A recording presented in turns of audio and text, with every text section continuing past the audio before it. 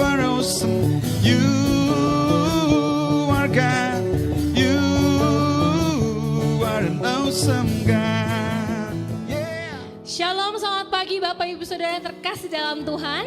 Inilah waktu yang terbaik untuk kita bisa bersama-sama untuk memuji dan menyembah Tuhan pada pagi hari ini. Amin. Terima kasih Tuhan, kami mengucap syukur buat setiap kebaikan kemurahan Engkau Tuhan pada pagi hari ini Tuhan.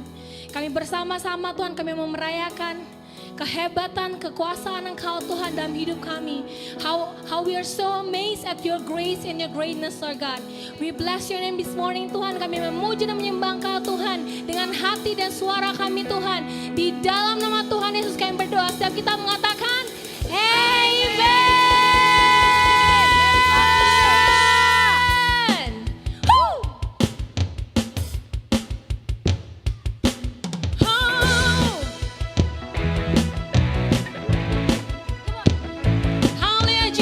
Diberkatilah nama Engkau Tuhan pada pagi hari ini Bapa. Sing it out. Terpujilah namamu Tuhan, kuat dan penuh kemuliaan. Satu suara kami nyatakan, kebesaran-Mu tetap selamanya. Terpujilah namamu Tuhan, Kau kuat dan penuh kemuliaan. Satu suara kami nyatakan, kebesaran-Mu tetap selamanya. Say wow.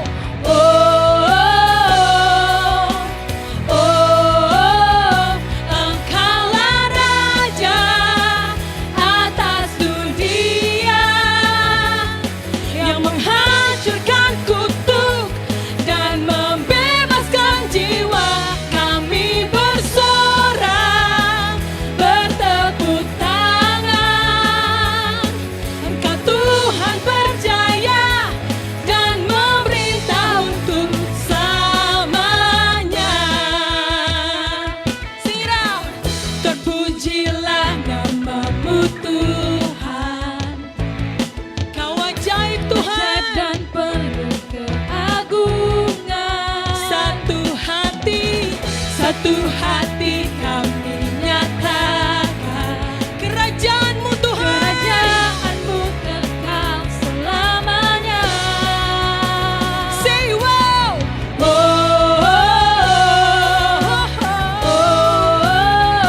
Engkaulah Raja atas dunia, yang menghancurkan kutuk dan membebaskan jiwa.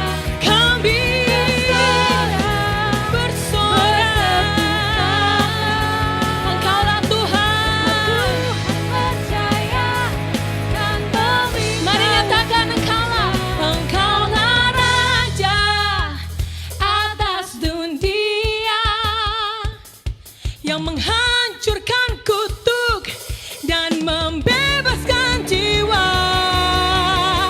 Engkaulah Raja atas dunia, yang menghancurkan kutuk dan membebaskan jiwa. Kami bersorak, Engkau Tuhan percaya dan memerintah untuk selamanya.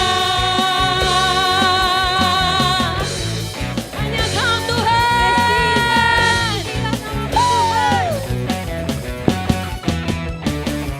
Haleluya Jesus. Haleluya Lord. Engkaulah Tuhan yang mengalahkan kutuk dan maut Tuhan. Terima kasih Bapa. Kami punya Allah yang sungguh luar biasa, Allah yang kuat, Allah yang berkuasa, Allah yang sanggup memenangkan segala peperangan. You never lost, Lord God. Haleluya Jesus.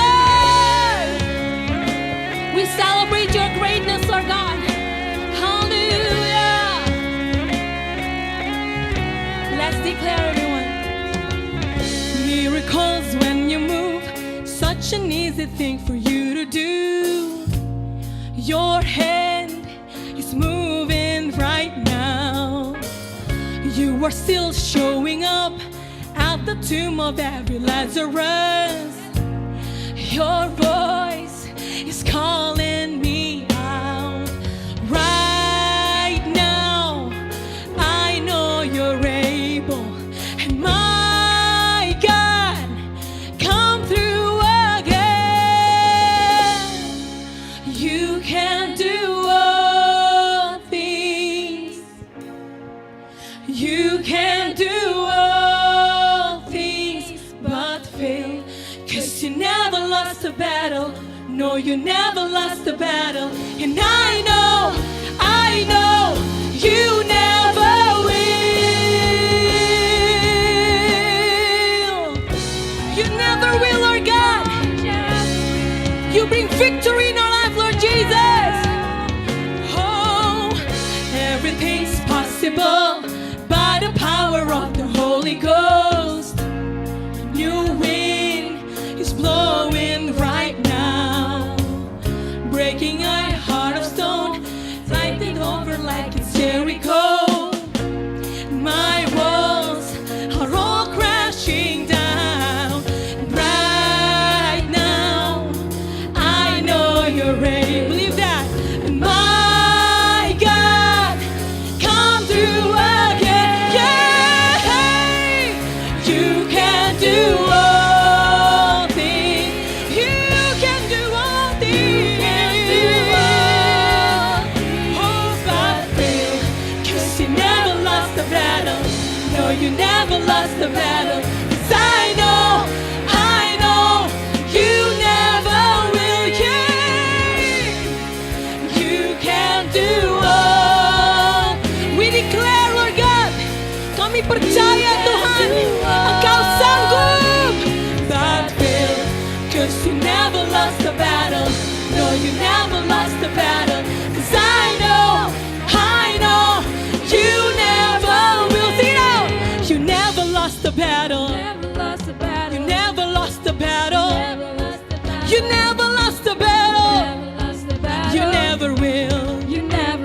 'Cause you never lost the battle. You never lost the battle. You never lost the battle. You never will. Lord, you never lost the battle. You never lost the battle. You never lost the battle. You never will. 'Cause you never lost the battle. You never lost the battle. You never lost the battle. You can do all. You can do all things. You can do all things but fail. 'Cause you never lost the battle. No, you never lost the battle. 'Cause I know you never will. You can do all things, God. You can do all things but fail. 'Cause you never lost the battle. No, you never lost the battle. 'Cause I know you never will. I know you never will. 'Cause I know you never will. Hallelujah, Jesus. Hallelujah. Oh, Jesus. Hallelujah, Jesus. Hallelujah, Lord. We believe in you, Lord God. We believe and we trust you, Lord God. Thank you, Jesus.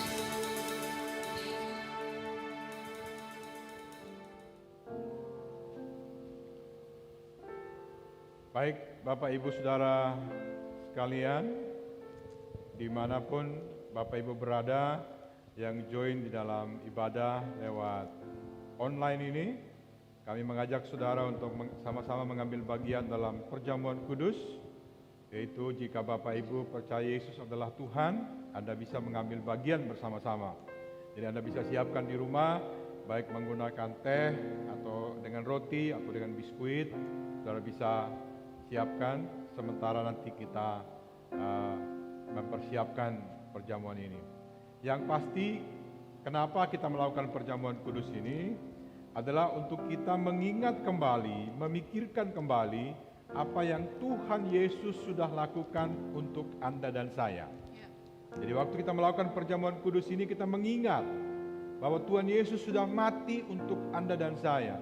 Dan di kayu salib sebelum dia mengembuskan napas terakhir, dia katakan, sudah selesai. Berarti tidak ada satupun persoalan yang kita alami yang tidak diketahui atau diizinkan Tuhan. Jadi kekristenan berbicara mengenai apa yang Tuhan sudah kerjakan buat Anda dan saya. Mari kita siapkan hati kita, kuduskan hati kita di dalam Kristus Yesus, kita berdoa. Bapa di surga, dalam nama Yesus, kami memberkati setiap jemaat, setiap bagian, setiap pribadi yang terlibat bersama-sama dalam ibadah online ini untuk mengambil perjamuan kudus. Tuhan tolong sucikan dan kuduskan kami dengan darah-Mu dan menolong kami memikirkan kembali, mengingat kembali apa yang Tuhan Yesus sudah kerjakan di kayu salib, yaitu Dia mati untuk setiap manusia. Dan sesungguhnya kami yang percaya kepada Yesus Kristus, kami telah menerima keselamatan dengan pengudusan oleh darah Kristus. Terima kasih Tuhan, berkati setiap kami Tuhan. Di dalam nama Tuhan Yesus kami berdoa. Amin. Amazing grace, how sweet the sound that saved a wretch like me. I once was lost, but now I'm found. Was blind, but now I see.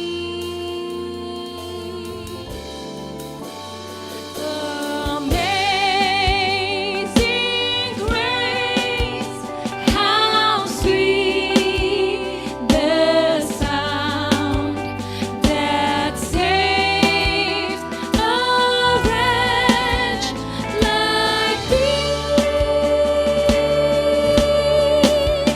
I once was lost, but now I'm found. Was blind, but now I see.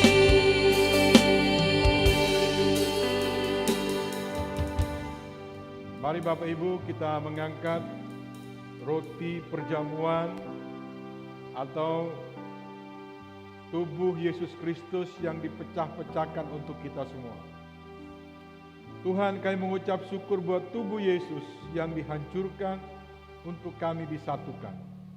Saya berdoa pada saat kami makan ini mengingatkan kami, merefleksikan kembali kematian Kristus bagi kami, dan juga menolong kami untuk punya hati dan roh yang baru, untuk berjalan bersama-sama dengan Engkau. Dan saya berdoa apapun sakit yang menyerang tubuh kami, dan kami makan ini membawa kesembuhan, totally heal in the name of Jesus.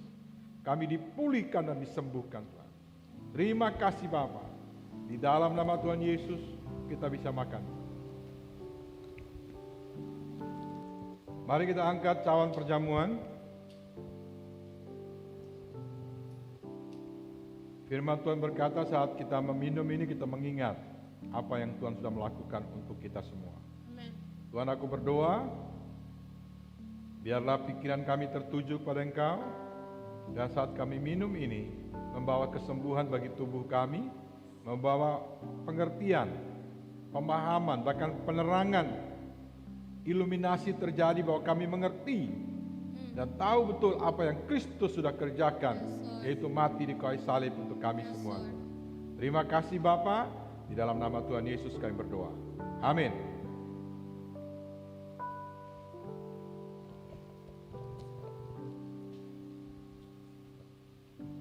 Bapak Ibu yang di rumah, kalau saudara sedang mengikuti ini, pegang tangan sebagai keluarga.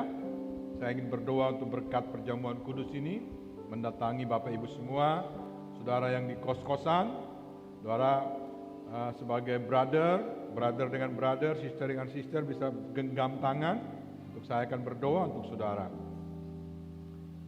Bapa, dalam nama Yesus, biarlah berkat perjamuan kudus ini turun atas kami semua. Pernikahan-pernikahan diberkati dan dipulihkan dalam nama Yesus.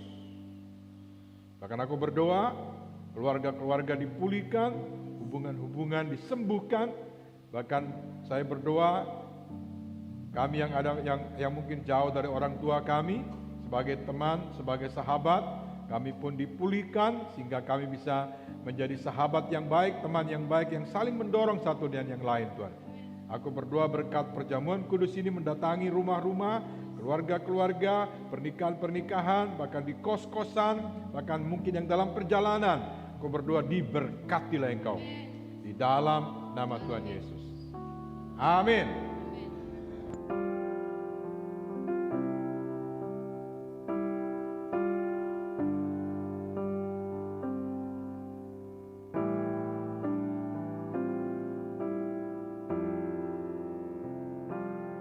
Shalom Bapak Ibu semua, selamat pagi, selamat hari Minggu.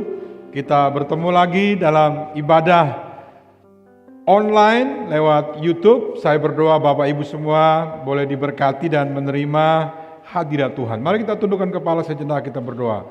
Tuhan, kami sungguh mengharapkan hadirat-Mu memasuki kehidupan kami, memasuki rumah kami. Bahkan Engkau tolong Tuhan terjemahkan apa yang kami dengar, kami lihat pada pagi hari ini dalam ibadah. Biarlah roh Tuhan menerjemahkan bagi setiap kami Tuhan. Terima kasih Bapa. Dalam nama Tuhan Yesus aku berdoa setiap kami menerima sesuatu yang ilahi dari surga. Dalam nama Yesus. Amin.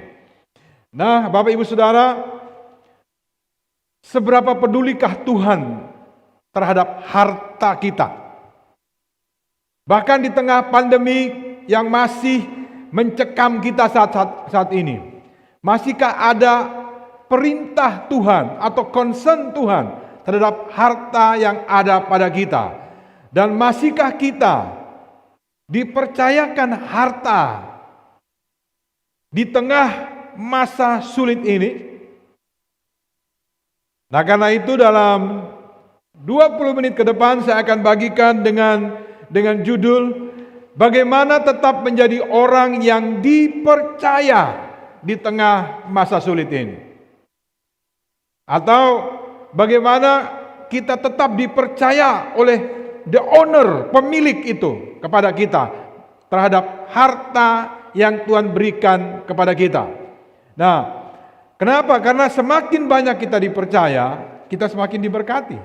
Semakin Anda dipercaya apalagi oleh Bapa di surga, Anda akan semakin diberkati. Saya coba baca kemarin laporan ekonomi dunia, 10 orang terkaya dunia, itu rata-rata kehilangan ratusan triliun rupiah. Karena pandemi ini. Bahkan dampak daripada pandemi ini tidak hanya jatuh atau sampai kepada mereka, tapi terus sampai ke masyarakat yang paling bawah sekalipun. Kita semua bahkan mengalami resesi ekonomi atau kekacauan ekonomi dalam kehidupan kita.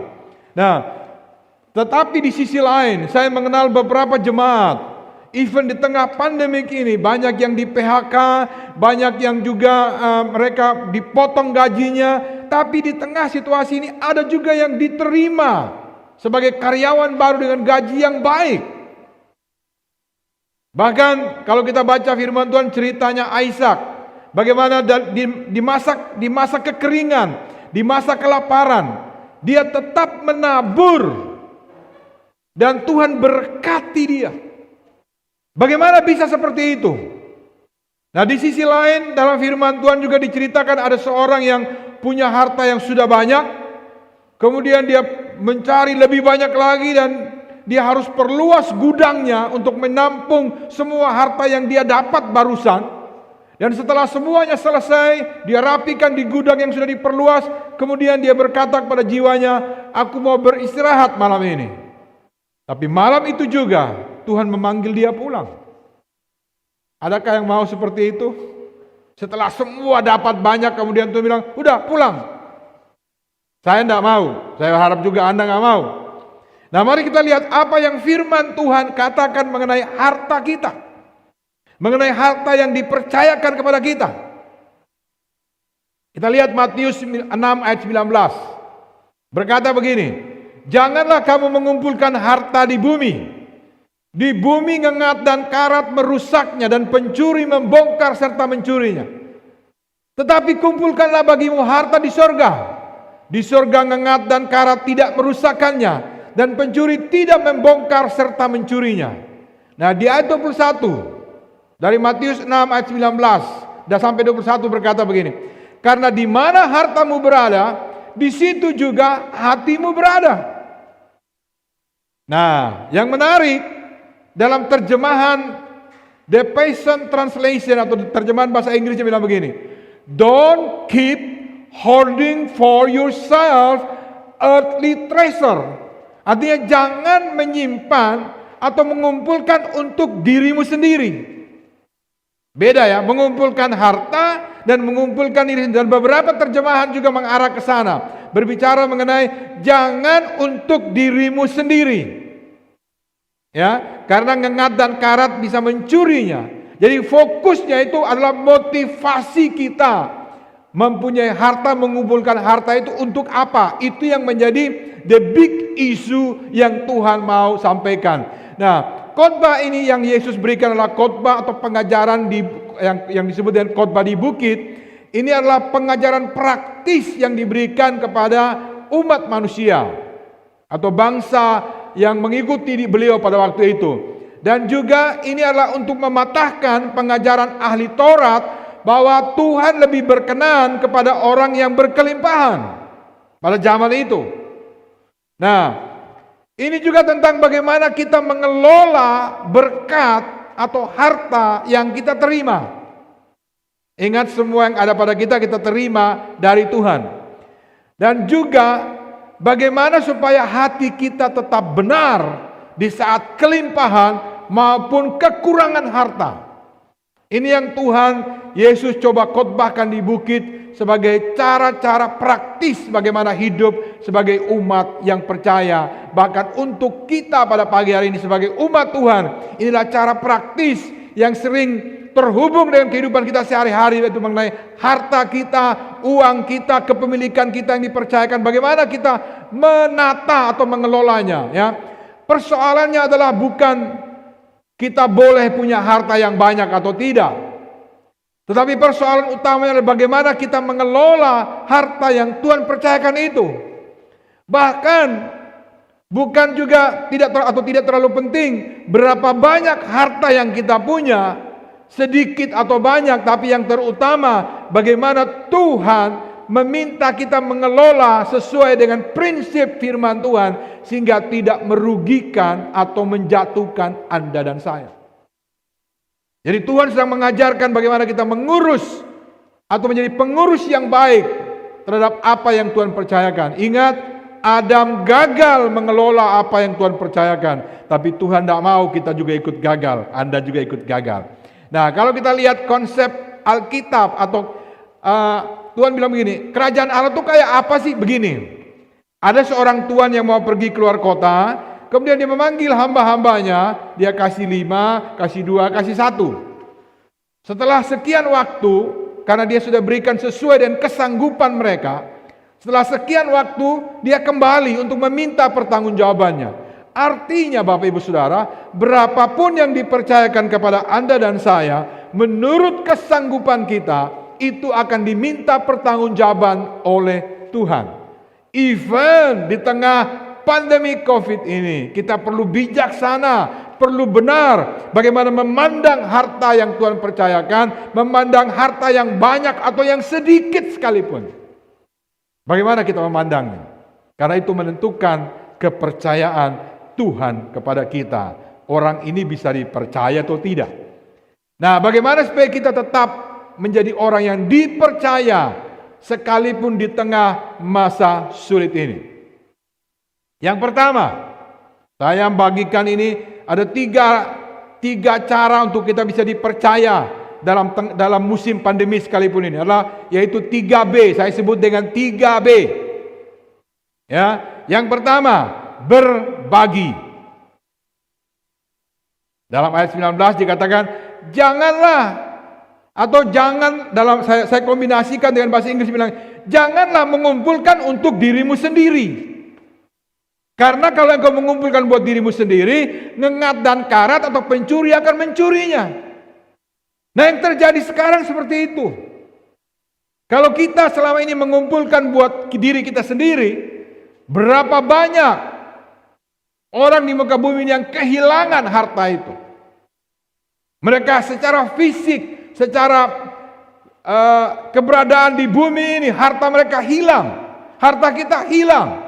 Tadinya kita punya, sekarang udah nggak punya. Kenapa? Harus mencoba berusaha menutupi kebutuhan-kebutuhan yang kita perlukan.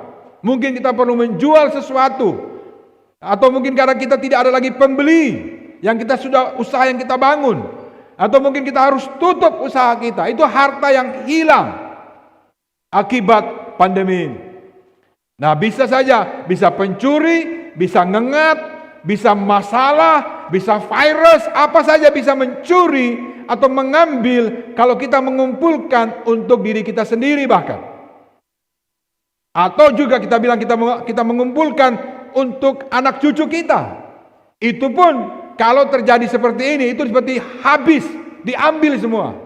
Nah, persoalannya adalah begini, tidak peduli seberapa banyak atau seberapa sedikitnya yang ada pada kita berbagi atau tidak.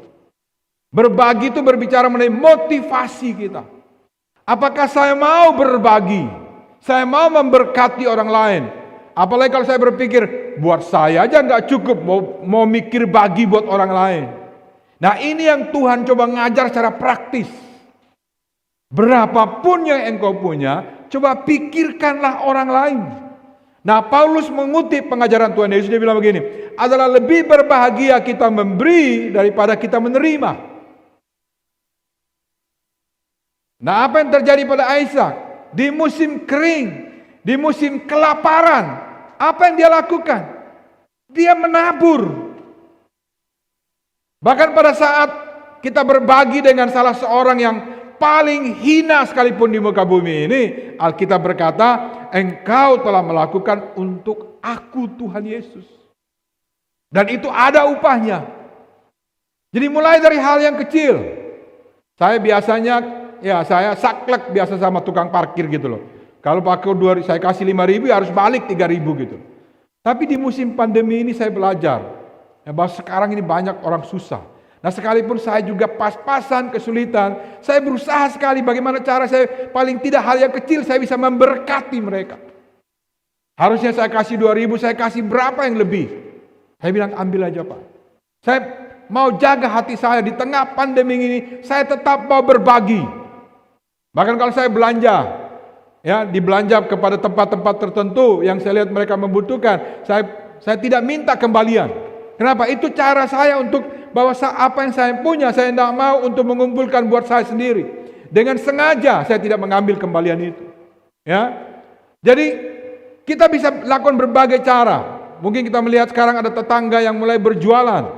Dan mungkin kita tidak terlalu interest dengan yang dia jual. Tapi bisakah kita memberkati mereka dengan apa yang ada pada kita? Mungkin kita sengaja membeli, mungkin kita tidak menggunakan, tapi kita bisa memberkati orang lain. Nah, itulah yang saya maksud dengan kita berbagi di tengah pandemi. Karena apa? Karena dengan begitu, berarti lewat saya ada saluran berkat buat orang lain. Lewat Anda ada saluran berkat buat orang lain. Yang biasanya kita mungkin tidak pernah memberi, saya challenge Anda Bapak Ibu semua pada hari-hari ini waktunya kita mulai menabur memberkati orang lain. Dengan apapun yang ada pada kita. Bukan soal jumlah yang banyak, motivasi kita bagaimana kita peduli kepada orang lain. Amin. Nah, yang kedua, B yang kedua adalah benar. Maksud saya sini adalah seperti yang firman Tuhan katakan, tetapi kumpulkanlah bagimu harta di sorga. Di sorga ngengat dan karat tidak merusaknya dan pencuri tidak bisa mengambilnya. Jadi tempat yang aman buat harta kita. Nah, melakukan yang benar dengan benar itu adalah konsep Tuhan. Jadi melakukan hal yang benar dengan benar itu konsep Tuhan. Ya. Dan jadi seberapapun yang kita punya, waktu owner itu mempercayakan kepada kita, apakah kita menggunakan dengan benar apa yang ada pada kita. Tidak peduli berapapun jumlahnya. Ya. Tuhan yang mempercayakan talenta kepada 5 dengan 5, 2 dan 1 itu dipercayakan, tapi kemudian dia meminta pertanggungjawaban. Nah, apa itu harta di surga? Artinya yang berharga di surga itu apa? Kita perlu tahu, yang berharga di surga itu Tuhan dan jiwa-jiwa. Adakah harta saya masih tetap mengalir untuk jiwa-jiwa pada hari-hari ini? Buat saya pribadi, saya tetap menabur untuk misi. Bahkan saya bilang kepada gereja kita, kepada bagian keuangan, pastikan untuk para misionaris atau dana misi kita jangan dikurangi. Karena itu adalah tempat di mana kita menyimpan harta kita yang terbaik yang Tuhan ajarkan. Tabur, simpanlah, kumpulkanlah hartamu di surga. Apa yang berharga di surga? Tuhan dan jiwa-jiwa. Bahkan kita tetap memberi yang terbaik kepada Tuhan sesuai dengan petunjuk firman Tuhan yang berkata, berikanlah kepada kaisar apa yang harusnya kaisar dapat, kepada Tuhan yang harusnya kita berikan kepada Tuhan. Saya tahu ini waktu yang sulit, tapi saya mau tetap bisa dipercaya oleh Tuhan. Sekalipun situasinya seperti pandemi COVID-19 ini, kita tetap bisa menjadi orang yang dipercaya oleh Tuhan. Saya bersyukur ada teman saya yang datang kepada Tuhan lewat acara yang kita buat, yaitu acara malam kesembuhan. Itu kita perlu invest waktu, invest tenaga, bahkan invest biaya. Itu tetap kita lakukan, tetap saya dorong kita lakukan. Dan saya bersyukur ada orang yang bisa datang kepada Tuhan lewat acara itu. Kenapa? Jiwa penting di surga. Tuhan itu berharga di surga. Jiwa-jiwa penting berharga di surga. Amin. Jadi karena itu, bagaimana kita mengelola harta kita? Kumpulkanlah hartamu di surga. Kumpullah hartamu kepada Tuhan dan kepada jiwa-jiwa. Investkan itu. Dan yang terakhir ketiga, B yang ketiga, bersyukur. Karena di mana hartamu berada, di situ hatimu berada. Nah, supaya kita tetap benar di hadapan Tuhan. Saat harta banyak atau harta sedikit, bagaimana perspektif kita terhadap harta yang dipercayakan Tuhan? Mungkin orang lain memberi kepada kita, mungkin kita punya sedikit. Bagaimana sikap kita? Bersyukur kepada Tuhan. Karena kalau enggak, kita akan terjebak, komplain, marah, kesal. Kok begini, kok begini? Jangan pernah membandingkan hidup Anda dan saya dengan orang lain. Karena setiap orang diberikan menurut kesanggupannya. Tapi bagaimana kita bisa membangun kesanggupan itu dengan tetap bisa dipercaya even di tengah pandemi COVID-19. Bersyukur adalah ekspresi iman kita bahwa Tuhanlah sumbernya.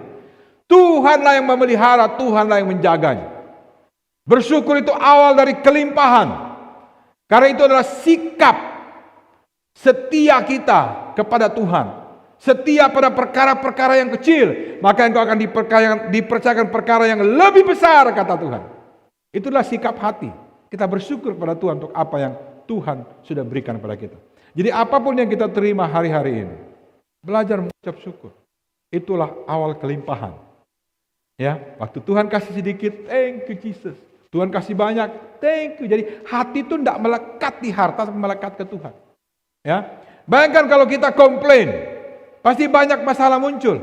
Ya, Yusuf contoh yang baik. Sekalipun dia seorang yang diberkati, dia seorang yang disayang oleh papanya, dia menggunakan pakaian yang bagus-bagus, Tetapi waktu dia dapat pekerjaan sebagai budak, dia do the best di sana.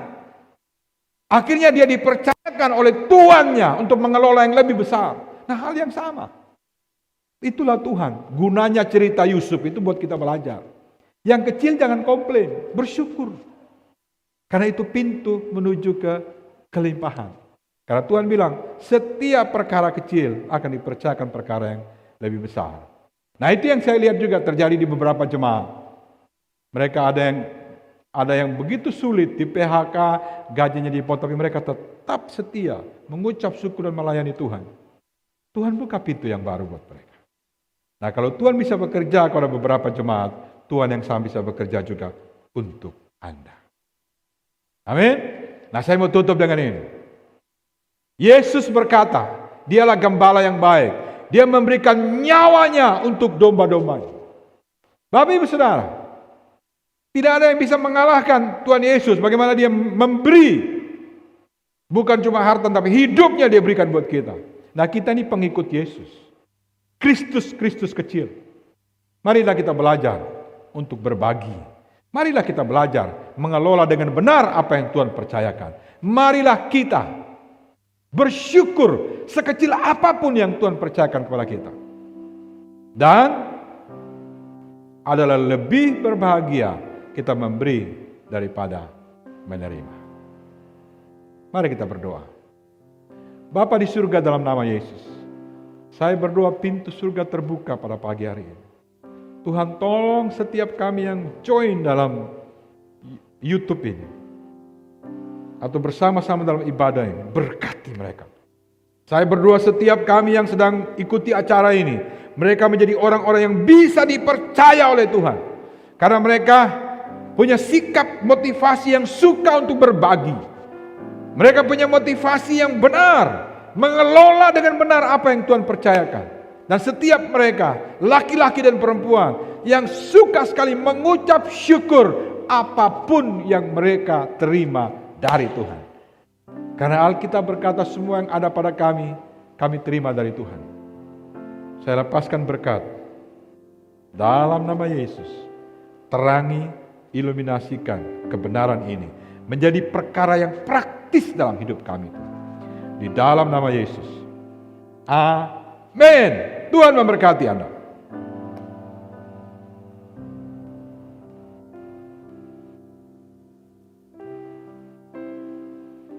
Baik, Bapak Ibu Saudara, kita akan selesai ibadah kita hari ini. Tapi saya ingin sekali kita juga berpikir untuk negara kita, untuk pemimpin negara kita, untuk semua aparat bisa bekerja bersama-sama, setiap pemerintahan untuk mengambil bagian, bertanggung jawab untuk membangun kembali negeri tercinta kita ini. Mari kita sama-sama berdoa. Bapa di surga, dalam nama Yesus kami berdoa untuk Bapak Presiden kami dan Wakil Presiden bersama seluruh jajaran kementerian. Berkati mereka Tuhan. Berikan mereka hikmat dan pengertian bagaimana mengelola negara ini dengan baik. Tolong mereka Tuhan. Roh Kudus berbicara kepada mereka. Dan lindungi mereka daripada yang jahat. Lindungi mereka dari segala sakit penyakit Tuhan.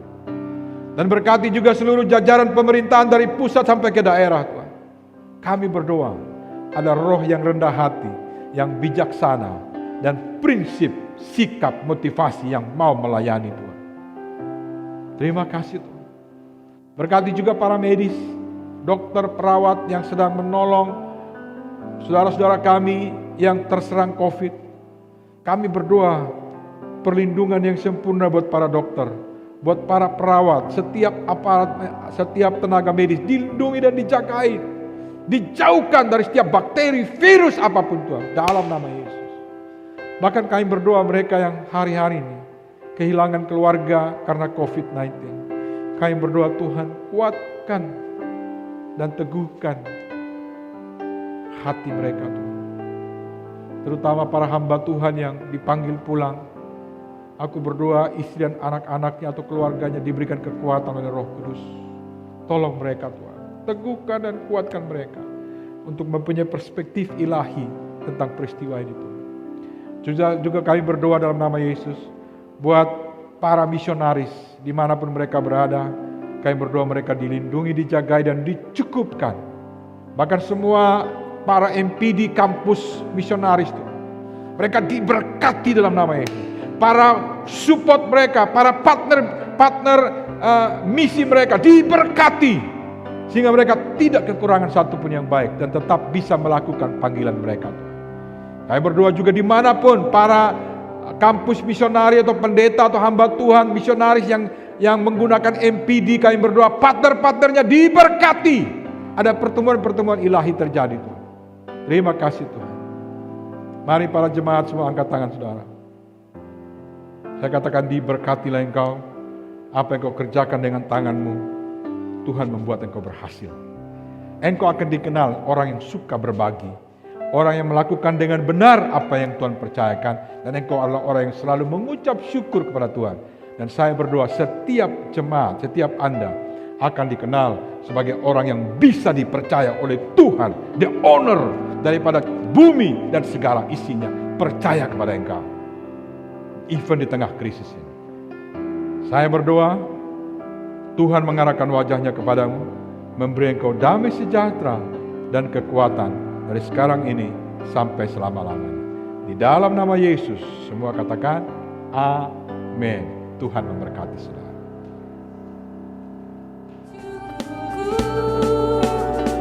Ku naikkan syukurku. Hey. Seperti firman Tuhan yang mengatakan bahwa Ia adalah Allah yang bekerja dalam setiap kebaikan. Saya percaya kita semua di sini tahu bahwa di setiap persoalan kita, di setiap masalah kita, Ia adalah Allah yang akan bekerja, mendatangkan kesehatan, kesembuhan,